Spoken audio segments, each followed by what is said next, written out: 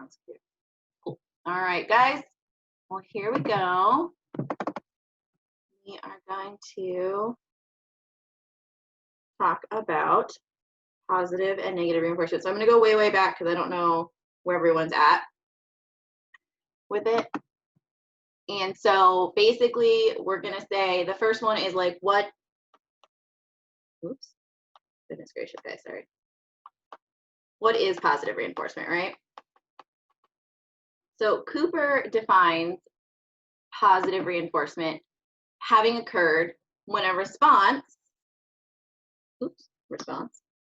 which is a single behavior, right, is followed immediately by the presentation of some stimulus. So stimulus.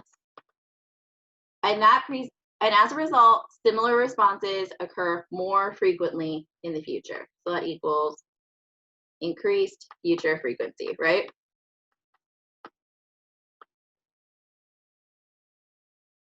That's basically what it is. Negative reinforcement is the opposite of that. It's some response that is shown of a stimulus afterwards. The stimulus is presented immediately, but it decreases the future frequency of that behavior happening. So what does that mean? Because that's insane, right? And that's on Cooper 257 and 292 respectively. So the box has always helped me, and I don't know if it helps you guys, but this is how I visualized it. And we're not going to do the punishment part of it today, so this box is not going to happen. So we're going to do positive, right, and negative reinforcement.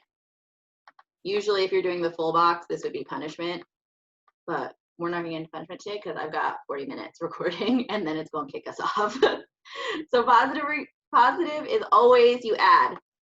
You always add something. Add something to the environment to increase the future frequency. So a really good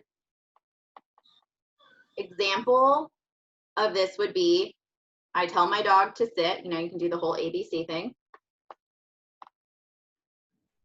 I say sit, the SD, to my dog.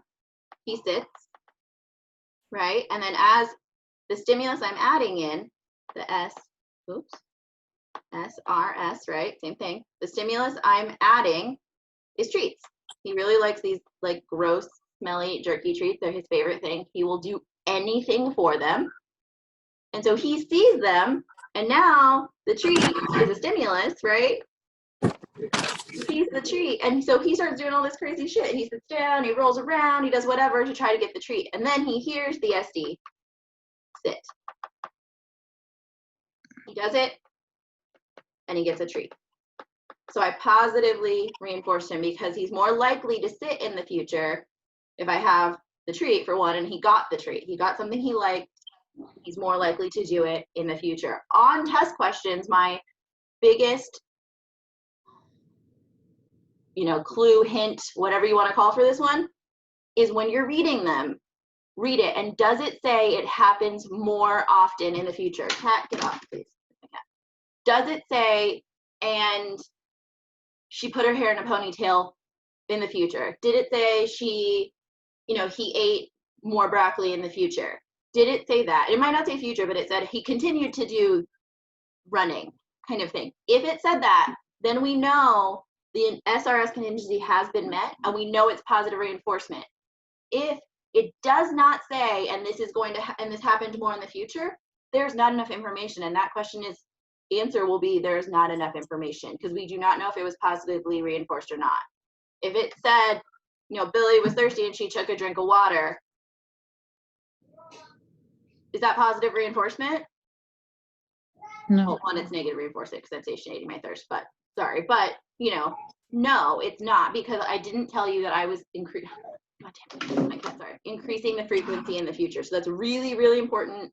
Read for it. I did a lot of ABC, a lot of SRS on the test, and that's what really helped me study it.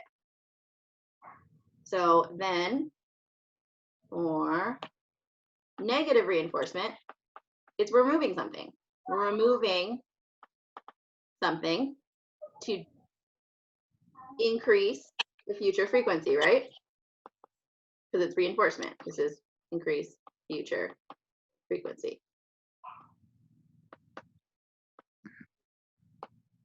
All right, I don't have pretty notes like Leah or one of them. I have terrible handwriting and happens. I apologize.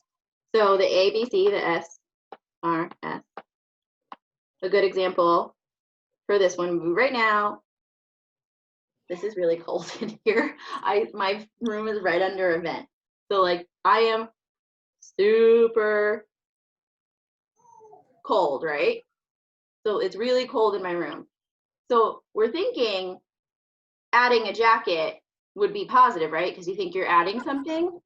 But what I'm really doing is removing the cold, because that is the stimulus that I don't like. And so that's why negative reinforcement gets real tricky, is because what are you actually removing?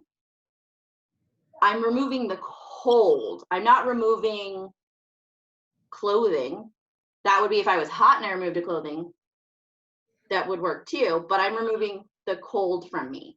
So then it increases my future frequency of putting on a jacket. Well, and then I feel good. I'm warm. I'm at a good temperature. You know, check, smiley face. So but then this increases my future frequency. I always have a jacket in my room in case it's cold. Always have a jacket in my room because I want myself to know if I increase my future frequency of doing it. Now I know I have a jacket, I can put it on. And that is negative reinforcement.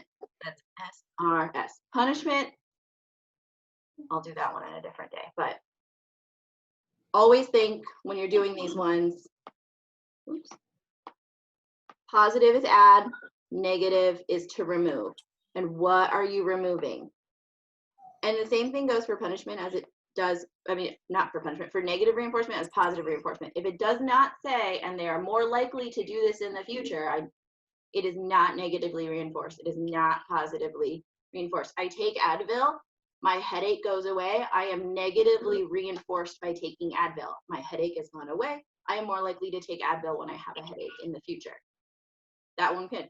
She takes Advil, her headache goes away, and they don't say, and she's more likely to take her Advil in the future. It is not negatively reinforced. It's not reinforced at all. We don't know because we don't know what happens in the future. There's not enough information. They will try to trick you. And then you'll think too, oh, I'm doing this. And then there's, you know, they'll have weird answers that could be, you know, what, and then the answer is like, is the Advil a reinforcer or a punishment? I don't know. Did it increase her likelihood of doing it in the future? I don't know. Not enough information. So just be wary of that one. The difference between reinforcement and punishment basically is we can add here, we can subtract something, but it decreases the future frequency. So I don't know if you're really good at that. We'll talk about that in a different one. So then we want to go on to like what are positive reinforcers, because then we can get to the ratio stuff in a quick second. So I can get to the basics as quickly as possible for you guys. The basic schedules. So there are positive reinforcers, negative reinforcers, and these can be two things each.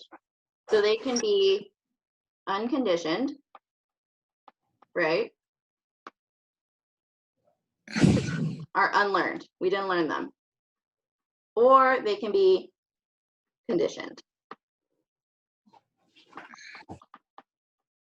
And both of them can be. And then the conditioned are learned. We learn them through operant, through pairing with other unconditioned. So some of the unconditioned ones, which are also in Cooper on page 295. Oh, sorry, that's punishment. The negative reinforcer. Sorry. I don't know. 269. They're food, water, oxygen, warmth, and the big one, next, those are our positive. And my husband decides to make a smoothie.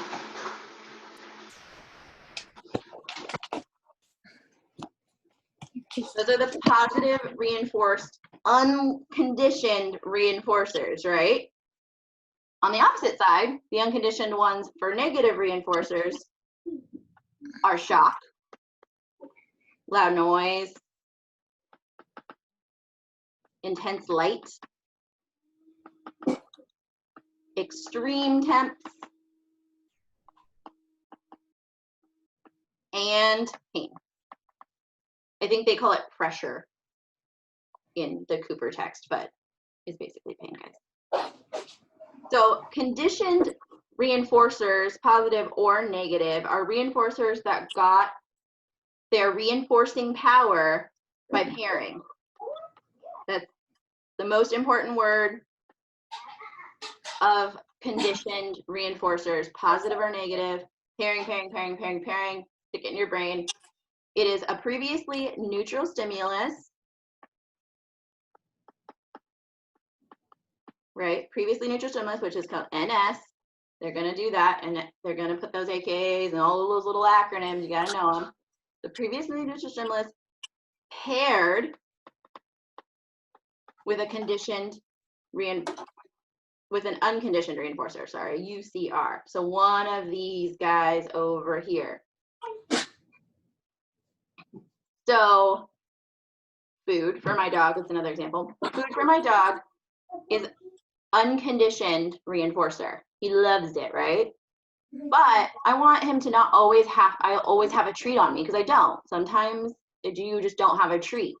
So I've paired that treat with praise and giving him scratches on the head. Oh, good boy, good job, good boy. And so now he's on an intermittent schedule of reinforcement. He doesn't get the treat every single time he sits. Sometimes he has to sit, and sometimes he has to stand up, and sometimes he has to roll over, and he has to do all of these things. But this conditioned reinforcer, praise, is also known as a generalized conditioned reinforcer. And the other big one is money. We can use it to get anything. You can't really use praise to get anything, but in a classroom you kind of can. So money is probably the best one to do that with the GCRs, is that you can use money to access other reinforcers. Once it's paired and you know, oh, I get money and I can buy all my Post-its. Oh, I get money and I can buy my chapstick. You know, then you realize that money is a whole bunch of things. But money was paired with all of these things. I used money to buy, you know, a water bottle for water. You use money to buy food, and it was paired. And so now it's a generalized conditioned reinforcer, and it was paired. It was a neutral stimulus because money doesn't mean anything. And then it was paired with things that mean something. So tokens are also a GCR. Tokens for your token economy. Things like, you know, the little things that you can turn them in and you can get whatever you want on your grab bag, or however you're reinforcing the kiddos with praise, with token economy. So ethics of reinforcement is that it's really unethical, and this is on 303 in Cooper as well. It's like one of those last pages, those summary pages. It's super, those summary pages also are gold. If you don't really understand what they're saying, go to those summary pages at the end and read those first, and then go back, and it'll give you so much more insight. They're like right at the last couple of pages of each chapter. So one of the ethics of using reinforcement in general is deprivation of human rights. We cannot deprive them of these unconditioned reinforcements. You just can't. Like, you can't, like, yes, we can like withhold a Skittle, but if they haven't eaten in 3 days, I can't use food as a reinforcer. That's not. So we cannot use human rights to create being a stronger MO is not unethical. We cannot withhold them being warm or cold. Just don't do it. It's not cool. Yeah, we can withhold a Cheeto because he just had lunch. That's fine, but that's how they're gonna, you know, say it. Like, oh, are you gonna, can you use food? Like, we used food, and what's wrong with this scenario, kind of thing. And it's like, well, you deprive them of human rights. Don't do it. Also, with negative reinforcement, we're adding something in, basically, like a shock or a loud noise or whatever, right? To increase that. And so we got to be sure that we're not hurting them. We don't want them to lead to, and these noxious events like shock and pain, they can lead to like other undesired behaviors. So, right, we do something that's a punishment technique or anything like that, and we hurt them, they might use that in other settings. They might kick their brother. They get a spanking, they might spank their friend. Like, that's not okay. We can't teach them those things. So just be aware of those ethics. There's something to pay attention to on the test, because it says, oh, a lot of questions I've seen on mocks have been like, oh, Susie does X, Y, and Z. What was wrong with this event? And one of the options is like, nothing was wrong. That was perfectly ethical. But if they're depriving them of their human rights, or we're adding in shock or pain without consent or any of those things, not right.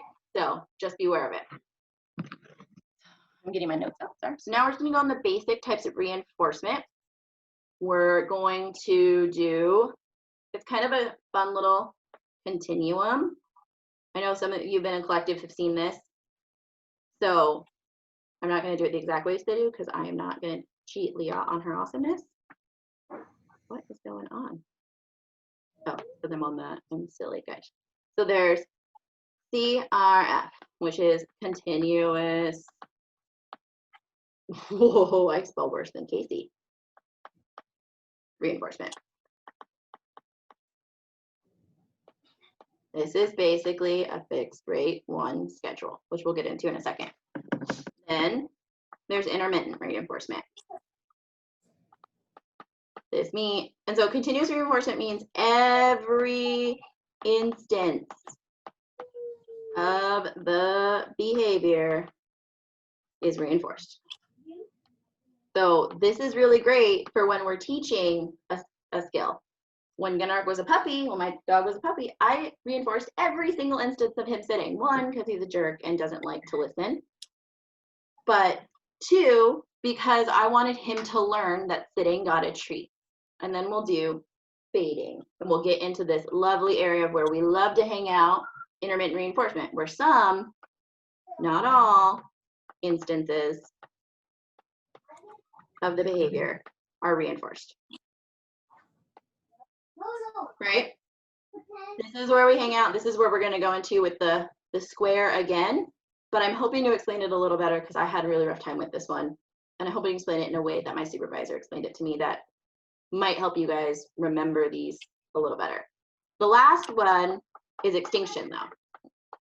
We want to talk about that one. That is no instances of the behavior are reinforced. So my dog is really barky right now. Reinforcement for him, we thought, I kind of did a little mini FA, and I thought little functional analysis, and I thought it was attention. So we put his barking on extinction. If he barked, we turned away from him. We didn't look. We didn't give him any reinforcement.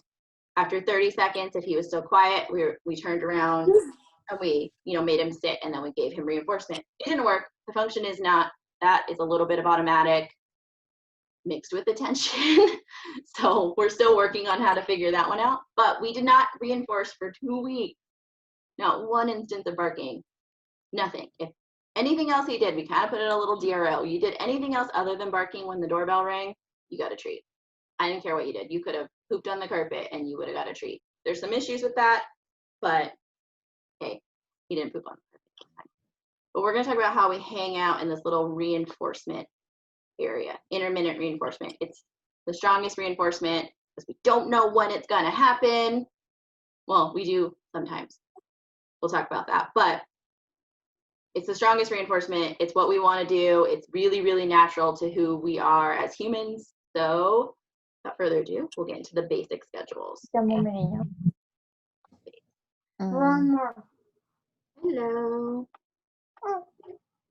Here, baby. Basic schedules of reinforcement. So there are 4. There are, but let's talk about they did a key on the collective. I just kind of like to put them here. So fixed, variable, ratio, interval. So fixed means, sorry, set number, right? It's a set number. Variable means vary number. Ratio means number of responses. And interval means means time. Basic. So then they did the square, and the squares would help me too, but I hope I'm going to explain it a little more clearly, or again, and maybe you'll just hear it. So fixed, variable, ratio, interval, right? So then the first one is fixed ratio, FR. This means a set number of responses, right? Fixed just means a number, I guess. It doesn't mean set number. It does mean set number, but it's a set number of responses are reinforced. So FR1 is continuous reinforcement, but anything above that is a different. So let's do an example of an FR5, a fixed rate 5. So for every 5 ounces of water I drink, a fixed amount of responses, I get a gummy worm. I really like gummy worms. So every 5 ounces I get that. Every 5 times my husband says please, he gets to make out with me or something. It's a fixed number, a fixed ratio of responses. So the stairs thing and this stuff is what really got me, because there was so much of it, and then they did a graph and they did all of this stuff, and so it's just, the stairs make sense now. So each step, you know, you can step up is here is one response, right? And that's, it took 1, 2, 3, 4, and on the 5th one, they got reinforcement. So then we hang out in this little area. Why is it flat? Why isn't it not going up? It's because of post-reinforcement pause. And this really confused me for a while. So I was like, why? But it makes sense, right? I'm drinking 5 ounces of water. I might be satiated on water. I might not want any for a while. Or I kind of chugged it because I knew my husband was coming home, which is a different thing, but I chugged my last 5 ounces and I have to go fill it up, or I have to go do something else in between. So we pause there and then we start responding again to get reinforcement. Any fixed ratio, any fixed, when you talk about this, these ones all have post-reinforcement pause. All of them, the fixed ones. The variable ones don't. But so the fixed interval is a moderate rate of responding, and it looks like this. So this is 10 minutes, right? We'll say 10 minutes. 1, 2, 3, 4, 5, 6, 7, 8, 9. And on the 10th minute, they get reinforcement. And then there's a little pause right here. And then we start responding again. It's not as strong and flat as the fixed rate. But so fixed interval, FI, sorry guys.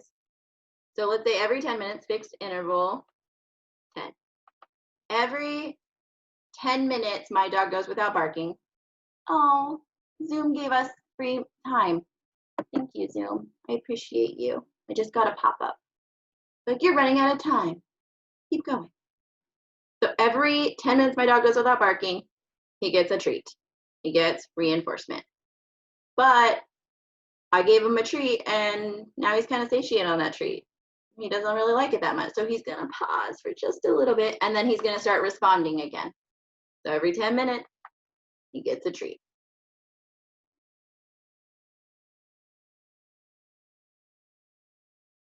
This one has fixed ratio, is a high rate. When we're not in that pause, there's a high rate of responding because they know they have to get 1, 2, 3, 4, 5, 1, 2, 3, 4, 5, and they know they have to do 5 things, and they do it. So you get 1, 2, 3, 4, 5 sits, and then he gets a treat. 1, 2, 3, 4, 5 sits, and he gets a treat. So he's gonna go really fast through those. This goes really fast, really fast, really fast. It's a high rate of responding, and then we have a little pause. The fixed interval is a moderate rate of responding. We kind of, once we get here, we're going pretty quickly up. But there's also a little pause because we have to get to that, 10 minutes, and then we're like, oh man, shit, we have to do this thing. Let's hurry up and let's get it done. You know, it's the end of the day and we have to get all of our homework done or else we can't go to the collective, right? Oh shit, we got to get it done. So you shove it really closely to that time. Then there is variable ratio, VR. This one is a really steep line. This has the highest rate of responding, and it's super duper steady. It's a nice linear straight line.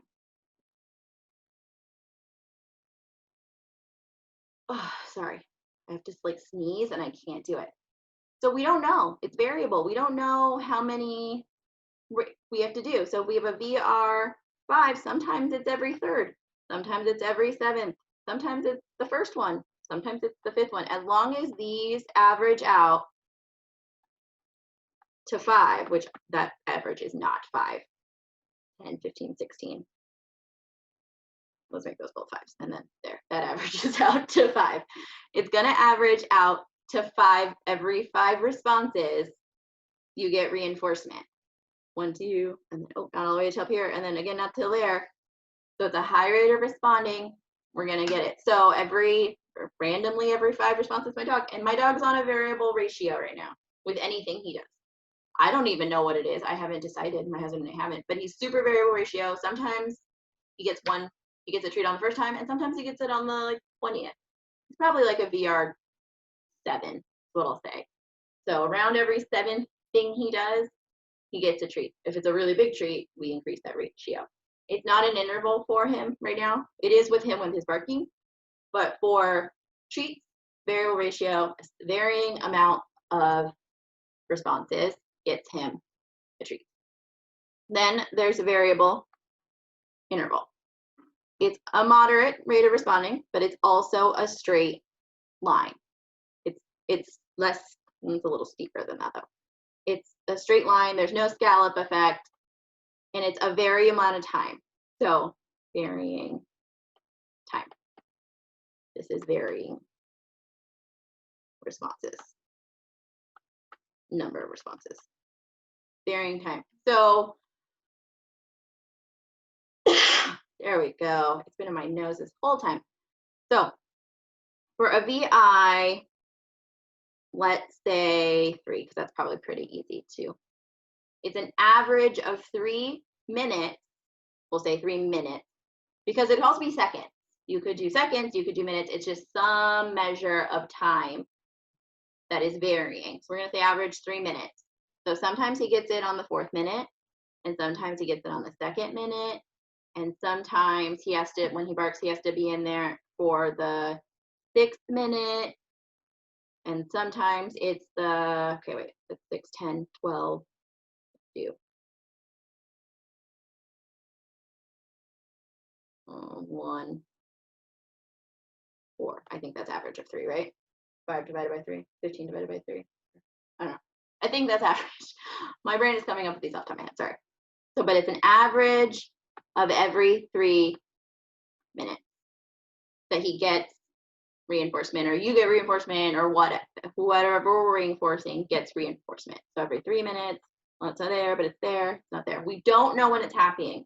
So these variable intervals are super powerful, but they're not for when we're teaching new behaviors.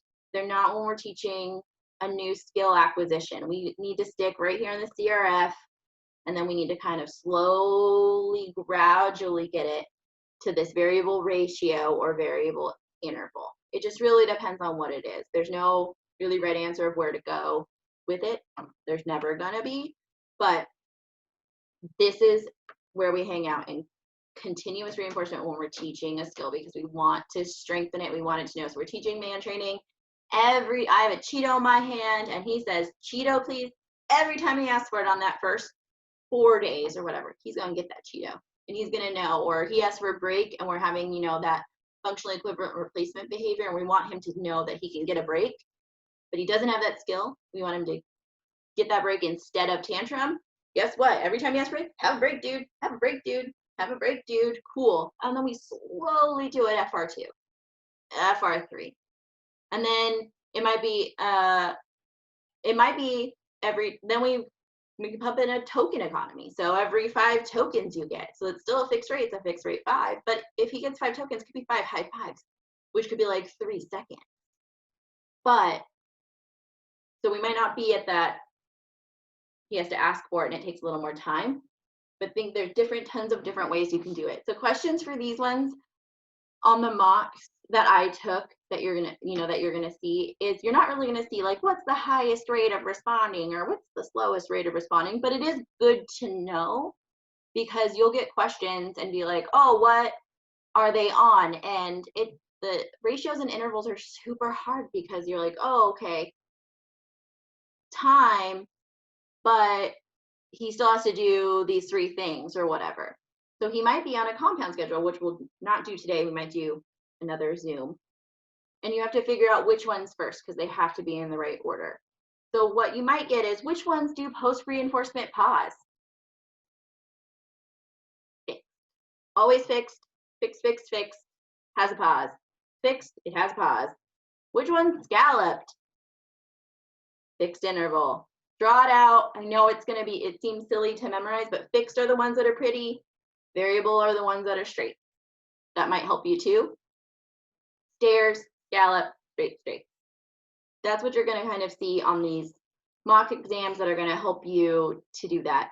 Also, varying is average time.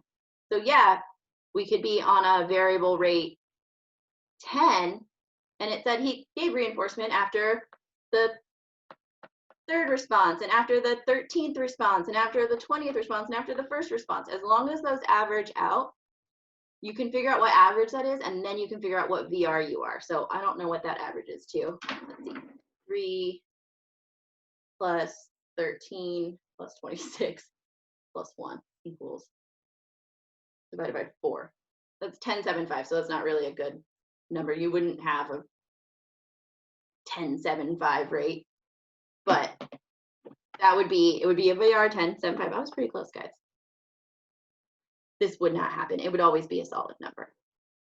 But I hope that made some sense. I know my drawings are not as pretty as the rest of them. I will get better as I practice, but I'm going to stop sharing my screen. If you guys have any questions, now is the time. I know I went through it fast too, so sorry. Hi, Carrie. No questions? These are chapters 11, 12, and 13 in Cooper. Read the back of them. They are amazing. Another hint, read everything. Read all the little tinies, all of these little things and little tinies and little footnotes and all the pictures and everything. Read it. If you get a cool, like this one on page 257 on the book, right? There's a graph here. I don't know, I'm not really that great at graphic design or graphic experimental design. Before I read the figure or the figure to tell me what it is, what is this one? It has a baseline, reinforcement, reversal, reinforcement, post. Oh, that's the follow-up. What kind of design is this? This is an alternating treatment design. What are these phases? The little dotted lines means phase change. The solid lines are condition changed. How many sessions? That'll really help you do this because then they give you figures and they tell you exactly what's in it. So there's no question of like, I don't know what was on it and how I got it wrong because I'm doing these mocks that don't always give me feedback. Cooper will always give you feedback. Cooper is light. So I'm sorry. That's honestly, before the collective, I read every single page of the Cooper book twice. I took notes. I spent all of my time in this little office killing myself.